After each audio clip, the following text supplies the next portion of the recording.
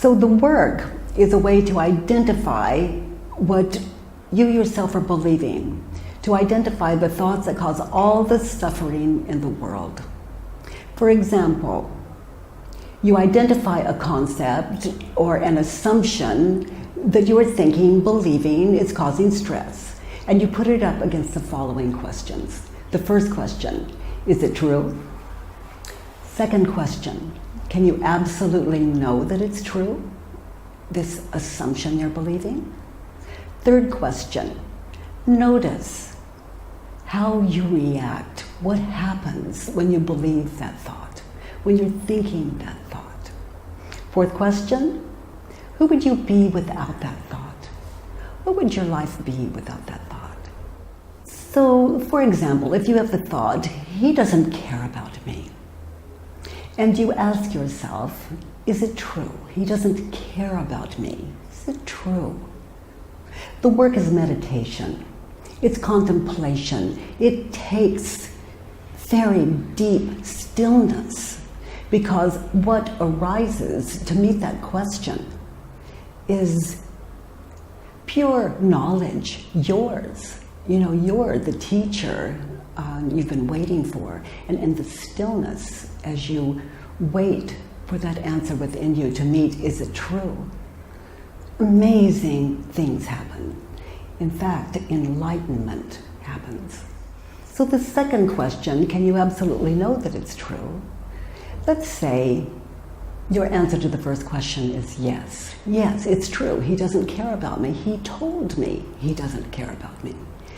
And so the second question, can you absolutely know that it's true?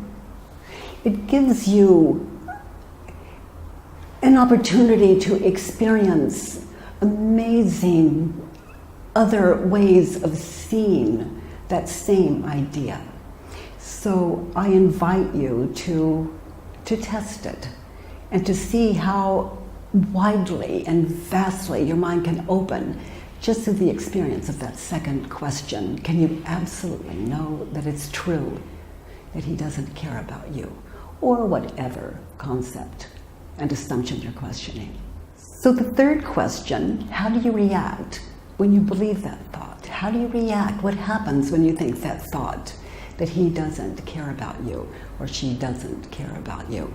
So notice first, emotionally, how that concept shifts your feelings. Notice your heart rate. Notice a depression that may begin to happen. Notice how you react, what happens when you think that thought. Notice the images of past and future that arise when you think that thought. And of course, the emotional comes out of witnessing that apparent past or future that is in your mind's eye now. So that fourth question, who would you be without the thought? He doesn't care about you. Who would you be without the thought? And I'm not asking you to drop the thought. I'm simply asking you to contemplate, to become very still, and imagine yourself even with that person. Imagine yourself at the market. Imagine yourself with or without that person, only without the thought, he doesn't care about you. So many of us come to understand very quickly as we experience the answers to these four questions. And the answers, that's where the power is, not in the work, but your answers. So what people begin to notice is that with the thought, that is the cause of all stress and suffering. And without the thought, you cannot suffer.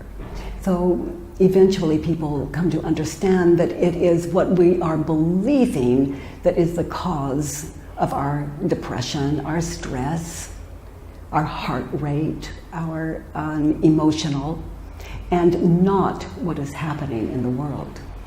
For example, I see the world as perfect, everything perfect, no mistake. And I see that what we're believing about the world, now that could use a little work. So we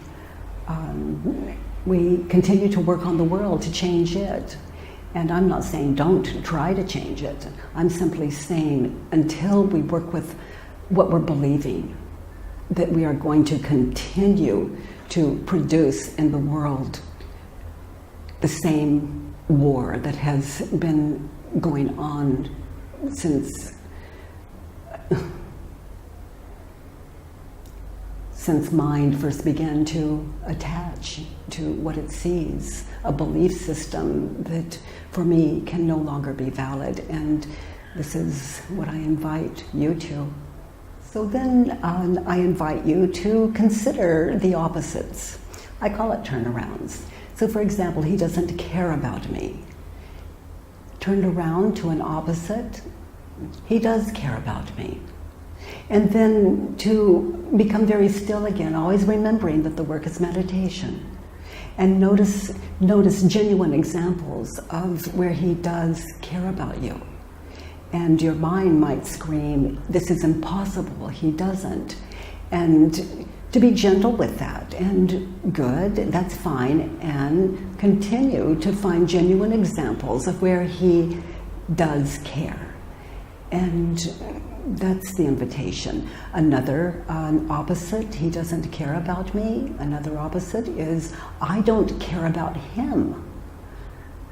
And that may sound insane, and yet I ask you to find genuine examples.